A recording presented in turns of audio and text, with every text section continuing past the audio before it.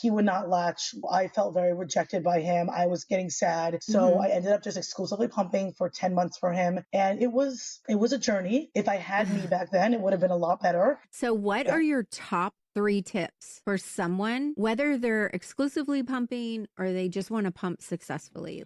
Welcome to The Birth Experience with Labor Nurse Mama. That's me. I am talking to Tamari Jacob today, and she is the owner of One with the Pump. You guys, we are going to have so much fun. I can't wait for you to hear her story. Let's get started. We're going to talk with her, and she's going to give you 3 powerful tips when it comes to pumping, whether you're exclusively pumping or you're going to mix in the pump with breastfeeding. I had such a hard time, you guys, so I'm so excited for this conversation. Good morning, everyone. I am so excited. Today's guest is someone that I've gotten to know in the last week or so, and we are going to have so much fun. Like, I have no doubt that this is going to be a fun conversation. So Tamari Jacob with One with Pump, which is a really awesome name, I love it, is going to share with us some golden nuggets about pumping and breastfeeding and all the things. So welcome, Tamari. Hello. Thank you for having me. I know I only known you for a little bit, but I just feel like we're old best friends. And I just love that for us. The minute I saw your reel where you went upside down on the couch, I was like, she belongs. I very much like picking up on energy for a lot of people, and also like lactation consultants. I'm sure you also feel this way, like about birth people, like birth teams. Like energy is the biggest thing ever when it comes to relationships with professionals, relationships with friends. So I'm totally all and about moms. just like vibing. Moms, like if you don't, like I'll just say my first golden nugget, like quickly here, is that when moms are asking me about when they should look for a lactation consultant, I will tell them, like, if the lactation consultant that you're looking at has an Instagram or has social media, go on there and just check out her vibe. See if like you just like the way that she's talking, if you feel like you can understand what she's saying, if she's speaking your language in the way of like speaking what you can understand that feels good for you. And it's huge. It's huge everywhere. Because you have to show her your boobie. You have to show her your boobie, and you have to be there with her in like the most vulnerable time. And if you're sitting there like, and you guys are just not vibing, she's talking maybe aggressively to you, or not even necessarily aggressively. Sometimes it's just not a good, match. Then nothing's going to happen from there. You're not going to be able to be successful.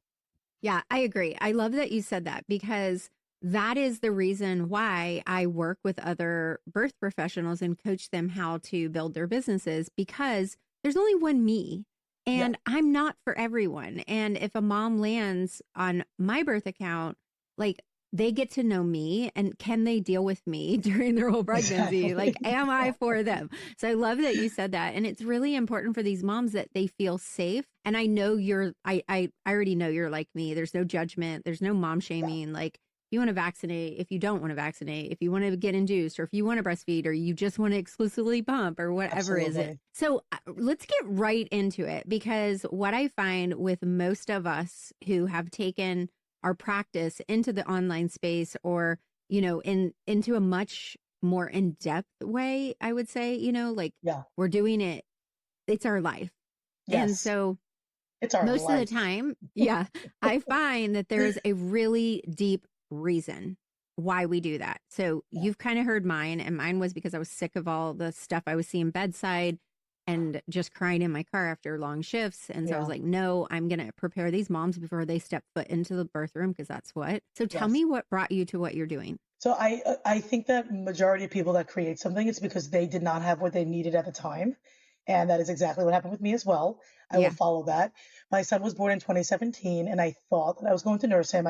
He was my first. I wasn't really thinking about it. I actually did get a birth class. I wish I'd gotten your birth class so that I actually knew what to be prepared for. But no, I went to some random birth class and heard nothing that was actually important, to be honest. So I wish I knew you. That's most of them. Yeah, exactly. So I thought, okay, like, I'm sure I'll just end up nursing. Like, I wasn't really thinking too much about it. And then he was born, and he would not latch. I would say if his life depended on it, but his life did actually depend on it. But he absolutely would not latch at all. And so what I did not realize was I was about to go on a very emotional 2-month journey where I was trying to get my son to latch. He was unable to. I felt very rejected by him. I was getting sad. But the thing that in the meantime that was happening was that my OB at like my 40-week appointment asked me if I was planning on breastfeeding, which was great that she even asked that. And I said, I want to. I hope that I can. And she goes, well, if you can't, you can always just pump. And I was like, what? Like, I didn't even know that that was an option. Like, literally not one person said anything of that to me. Mind you, none of really my friends had babies yet. So, when you're in the earlier stages, it's hard also. And I couldn't get him to latch. So I started pumping. And I was always pumping in order to get him back to the breast, but it didn't end up happening. So I ended up just exclusively pumping for 10 months for him. And it was a journey. If I had me back then, it would have been a lot better. And that's why for my second journey, which was in 2020, I created that so that I could help other moms. And it was a completely different journey, like knowing what you're doing, just having the information, not just taking off random pieces of things from the internet that never work or don't even pertain to you. And I had a really, really good journey. And as I was doing that, I was like, let me just make an Instagram for my friends. I feel like this will be fun. I was at my daughter's 4-month appointment in the pediatrician office. I was waiting for the pediatrician to come in when I was thinking of my name. And Big name. Magic landed on you. It's crazy. No, that's I love really it. what happened. That is exactly what happened because there was no rhyme or reason. It just happened. And I was like, oh, like, what should I name it? And my brothers had watched Star Wars the night before. And I think I went to visit my mom. So I was like, one with the Force, one with the pump. Perfect. One with the pump. And like, she was born. Have you read the book called Big Magic? I haven't, but I feel like now I want to. It's so good. And it talks about like the because, obviously those of us who are growing online, you also have to, you are like, I need to steal up some of your funniness because I feel like humor's not not some of my thing, but I feel like, so the book is talking about like creativity, and those of us who are building online, you have to have some creativity, obviously, and step into like lanes that we never thought we would step into. But she talks about like there's magical ideas like swirling around and then they land on you. It's usually like 2 a.m. or like something like that. I love that. I love that. So that's what I call that is exactly Big Magic. what it was. Just one of those. I'm very grateful because when people ask me now about, creating accounts and things like that, there is a part of me that's like, you can do all the things, but something else just has to like, the timing, like there are things I believe that they're out of your control. The magic that just for some people end up working out, for some people unfortunately don't, but always try. You never know where magic can come from. Yeah, I love it. Okay, so let me like rewind a little because I have some questions. So you started one with the pump in 2020. Yes. Did you do both? Like, did you ever end up breastfeeding and pumping, or have you only always pumped? So I pumped for my first 2, and then my third, I was like, I'm not even going to try to nurse because I can't. Honestly, I was trying to protect myself because I didn't think that I could deal with that rejection a third time. With my daughter, I tried, but she was my born. Next question. Yeah, she was my daughter was born March 2020, so I really wanted it to work out. But again, March 2020 was the beginning of the pandemic, so there was no Zoom, there wasn't anything, so I had no help. Yeah. So there was just no way it was going to work out. I ended up pumping. It ended up all being for the best, but again, with her, I ended up having to pump. And with my third, I was just protecting myself. I was like, forget it. I'm just going to go ahead. I'm going to pump. And then I had a lactation consultant come in my room in the hospital, which is so rare that they're amazing. But she was absolutely amazing. I've seen her since. I've seen her with this last baby, and I actually immensely thanked her. And she very positively was like, do you want to just try? And it wasn't pushy, because sometimes that can come off pushy, but it was like a very like, if this doesn't work, it doesn't work. Let me just try one time. And it worked. He's my favorite child. Like he just, there was no reason why. His anatomy, he had a huge mouth. He still does. He has massive lips, and like he was just able to do it. And I ended up nursing with him for 7 months, and he healed a piece of my heart. Like he really did. Like he just healed them, and I was able to nurse him, and then I nursed my current baby also. I nursed each of them for about 8 months each, but I'm a pumper, so like I'm nursing and pumping throughout the day. That's just what people ask me all the time. Are you pumping for content? I'm like, I'm pumping because I'm the kind of mom that cannot be home all day with my baby. I need to like be able to leave a bottle and go. Like that's the way that I work. So I really do both, but I'm so beyond thankful that I was able to nurse my last 2 children, thankfully. I love that so much. And you and I have discussed the fact that like now the first year of my babies, I have had more of a difficulty leaving them but I'm Yeah. definitely not that mom that feels guilty now. Like I've come a long way. Yeah. But I love, like, for those of you guys listening, like, if you're that mom, like, all your friends are like, oh, I would never leave my baby and all that. And you're like, well, I would. Yeah. Be you. Like, that is Yes. okay. There's not a problem. So I was one with the breastfeeding, but one with the pump, I was not. I Yes. struggled. I never could get it to work. But, you know, Grayson's 11. He's my baby. My Yeah. oldest was before the internet. So we didn't have the resources. People didn't talk about it. We didn't have the options of different pumps. Like, I didn't know flange size until I started Yeah. Labor Nurse Mama. I never even I heard mean, I could lactation have for sure consultants helped talk you. about that. Yeah, Yeah. I'm Yeah. sure. I'm sure you could have. When people I tell me they're just like, thought nursing is that going I well. couldn't. Yeah. They tell me nursing's going well, but I can't pump. And I'm like, that's because you haven't met me yet. I'm like, the minute you book a consult, it's all going to change for you. And I don't say it always does, because people don't know that there are flange sizes or different pumps or different pump settings, or Yeah. not all pumps actually work. Things are different, even from 11 years ago. It's completely Yeah. different, even from 8 years ago. My oldest is 8. I'm living a completely different life than Yeah. when I pumped with him. There's like a All the million wearables, pumps now. yeah. Yeah, I know. Can't even Back when compare. I It's did, crazy. there was the, oh my gosh, what is the one? Medela Pump and Style. Yes. That was Yes. the big one when I was Yes. breastfeeding Grayson. Yes. And I couldn't get it to There are work to so save my many. life. There are so many. And you know what? You can, if you really don't know what you're doing, you also can cause a lot of damage. And that's the problem that moms don't know about. Like, they'll come to me, they'll be like, I'm in so much pain. My nipples are bleeding, but I keep going because I have to. And I'm like, listen, we need to patch you up. Like, we need to fix you right Yeah. now. You have to be this way. Triage. Yeah. Sure, sure you Okay. have that So all. I feel like I could just chat forever, but let's actually give them something. So, what Yeah. are your top 3 tips for someone, whether they're exclusively pumping or they just want to pump successfully? Like, if you had a mom sitting in front of you and you're like, okay, let's maybe diagnose, or what Yeah. is it? Like, give me your gold. Yeah. So the first one would be sizing your flange, because in the box that comes, they usually come with bigger sizes. Some are either a 21, 24, or 28. And majority of moms are like between a 13 and an 18. So it doesn't even make any sense. I would say, if I'm ever working at a pump company, which I never will be, but if I ever did, I Yeah. would like make sure to fix Maybe you could that. be on the advisory board. I know, like, maybe that's like the closest I'll get to that kind of situation, but Yeah. maybe I can do that. That you definitely want to make sure that you size your flange. And if you don't want to pay for a consult or something, like, you can find, I have a free flange ruler. They have plenty of flange rulers online that you can download and cut Yeah. out, do some arts and crafts and size yourself. But it's really Yeah. important that you do that. And with that, tip number 2, and kind of associated with it, is that pumping is not free. So, like, breastfeeding isn't actually free. It is a lot cheaper than formula ends up. But in the beginning, when you're pumping, if you do spend a little bit, not a ton of money, but if you spend a little bit of money to just get the items that you need, you'll just be happier. Like, you could bare minimum it. You can get a free pump through insurance, and then you can use like a plastic shopping bag to hold your stuff. And then you can only have one set of pump parts and flanges and wash them incessantly every single day. You And your could do life will that. be That's difficult. completely fine. Yeah, like, Yeah. you could do that if you want to. If you want this to be, I always say, like, to make pumping suck less, like, you want to make pumping not suck, then Which is kind of get a funny yourself a play couple on extra words. phalanges. Get yourself a smaller portable pump or a wearable in addition to the other one. Get yourself a breast milk chiller. Get yourself a good bra. Get yourself multiple bras so that you can keep changing them. If you actually get the things that you need, and again, there are like budget friendly options for so many of these, you'll feel better. It's just it's just easier when you just have the stuff that you need. If you can't afford it, you can just use the bare minimum, and you could still do it correctly. But if you're able to, I would treat yourself to things that make you a little bit happy. I don't think that that's bad. I don't think it's bad. No, I don't think it is either. Yeah.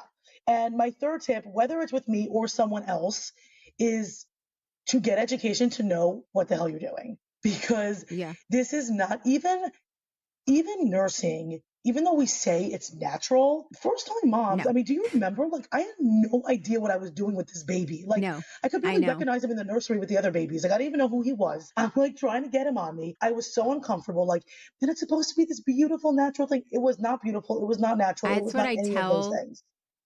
I literally would tell, because I'm there to do the first latch with a lot of women Right. over the course of my Yeah. career. And I would tell them, okay, before we start, I just want to tell you that anything you've seen online has been edited out. The nurse crying, the mom Exactly. crying, the baby screaming, all of us breaking a sweat, backs Yep. hurting, all that has Yep. been edited out down to one perfect moment. And that is not Yep. how it goes. So I always Exactly. tell them, like, I want you to know that if this is not easy for you, that is normal. This baby's been in your womb just going, "Dup, dup, dup." That's Yeah. how they ate. They didn't have to do any Exactly. work. And now Exactly. we're saying, Exactly. hey, work for it. And they don't want to do Exactly. that, you know? Yeah. Exactly. So I love that. It's you want to learn what you're doing and you want to get the support that you need. So, and just to stay aware that majority of lactation consultants do specialize in nursing. So if you need help with nursing, please get help with nursing. But a lot of nursing lactation consultants do not specialize in pumping. So you want to make sure that you get someone who knows what you're doing. Over at One with the Pump, we do know what we're doing, but you definitely want Yeah. to like make sure. And I'm very open. Like I don't specialize in latching. So if someone wanted Yeah. to come to me for latching, I would send them to someone else because you and I both know that we don't do a mom a favor by pretending that we know No, something that we there's don't no know. integrity in that either. None. There's Yeah. no integrity, and Yeah. we're hurting the mom. So Yeah. if I know that if either of us were in over our heads were for a certain situation, we would refer out, and that's what you should do. Yeah. But as the mom, it's hard, but do your best to to get the information from someone that seems enough like they know what they're doing, which I know can be hard. But those are definitely my Yeah. 3 tips that I think could completely change your entire journey. I believe that. I love that so much. If you're pregnant and feeling overwhelmed, unsure about what really matters for birth, or hoping it all just goes well, this is for you. Most parents don't realize that it isn't effort, it's preparation that actually builds confidence. The Calm Birth Bundle closes that gap. It walks you through labor, birth, and your options in a clear, calming way. So you're not guessing in the moment or relying on someone else to decide for you. The goal isn't a perfect birth. It's a confident one. Right now, as a podcast listener, you can take $50 off with the code POD50. Go to labornursemama.com/calm, CALM. Get prepared, feel grounded, and go into your birth knowing you've done your part. And that's like my whole thing, even inside the mastermind. Like, I want it to be a room where we each will, even if we have a competing product, we will drop the other person's name if it makes more sense Yes. for that mom. Because ultimately, we've all started our businesses because of them, and Right. seeing people not have integrity when it comes to birth or breastfeeding or Yeah. coercion and bullyingness, and like it hmm being, one of the things I say in my birth class all the time is nothing out of convenience or curiosity for anyone else but you. Yeah. So if it's convenient for the doctor, I don't give a damn. Like, Yeah. I'm sorry, sir, this is the job you signed up for. So if you're Right. going to have to be at the hospital for 28 hours, so be it. So like, Exactly. Exactly. I love that you say that because, and again, like, I'm an expert in low intervention hospital birth. Mm.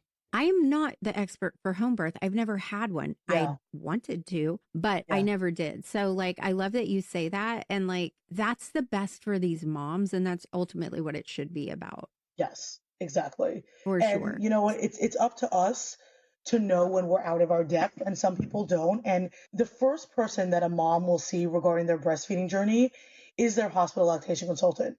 And we're working hard to change it. There are so many. I always give a shout out to, Erica, the lactation consultant that helped me in the hospital. She was literally an angel. She was unbelievable.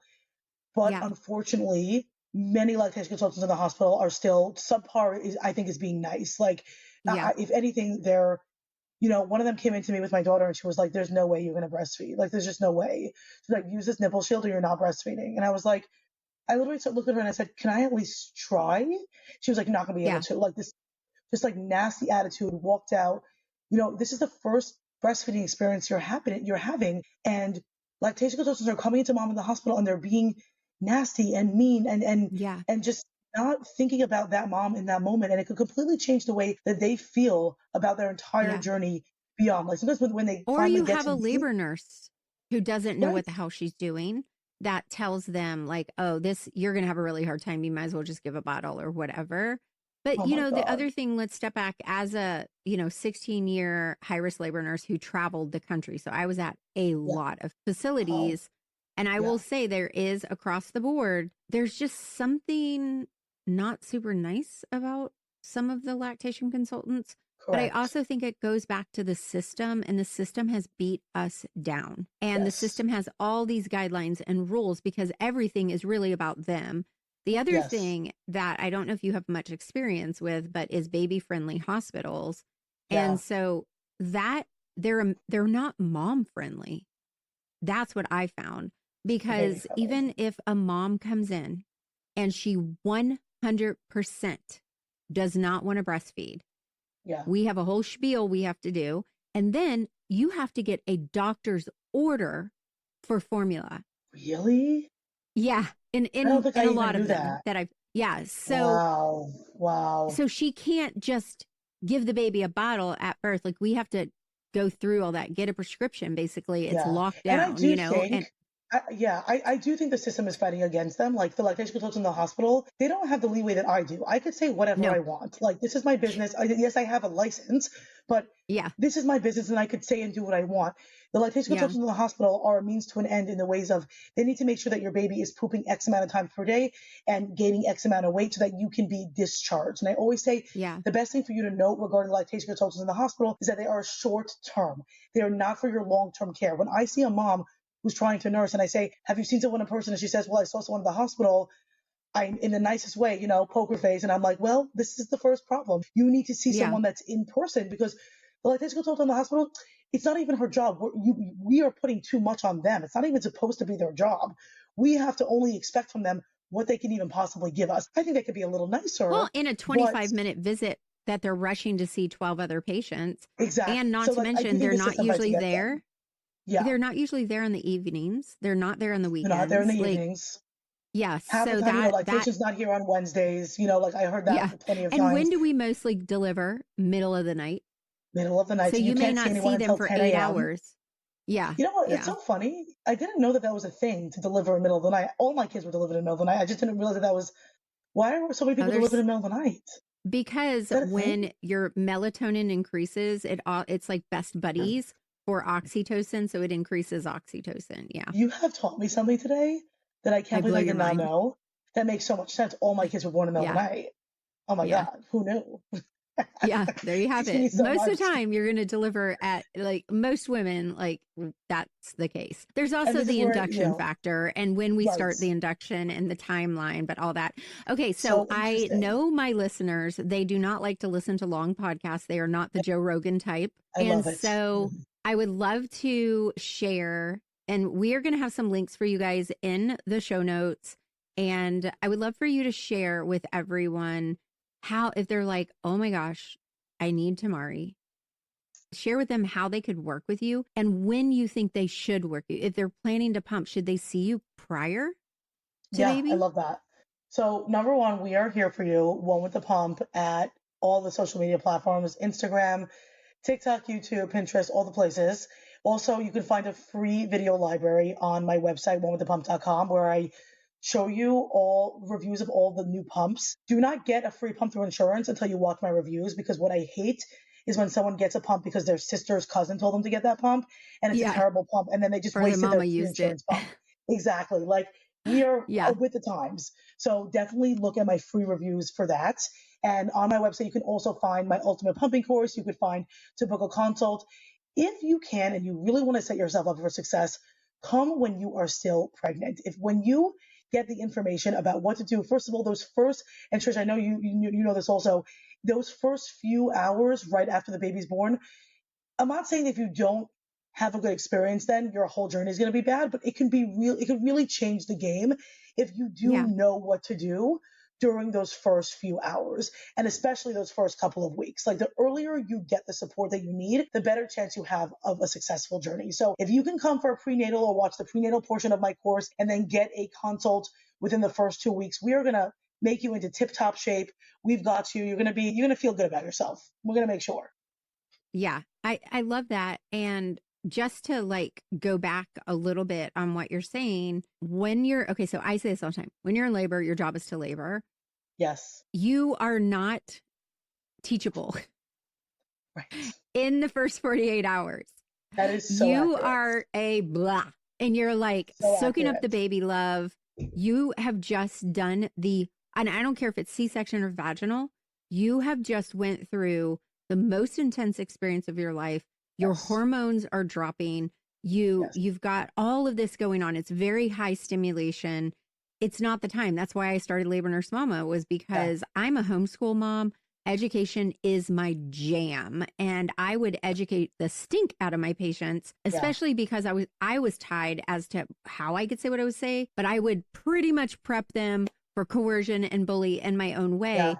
I educate the stink out of them at bedside, but when you're in labor, your only job is to labor. This is not the time to learn a lot of new information. So the more prepared you are, you can pull on those resources. So if you've like worked with Tamari, you've worked with someone, you've worked with me, then the team that's with you, you'll be able to distinguish like, wait, I was told that is not accurate.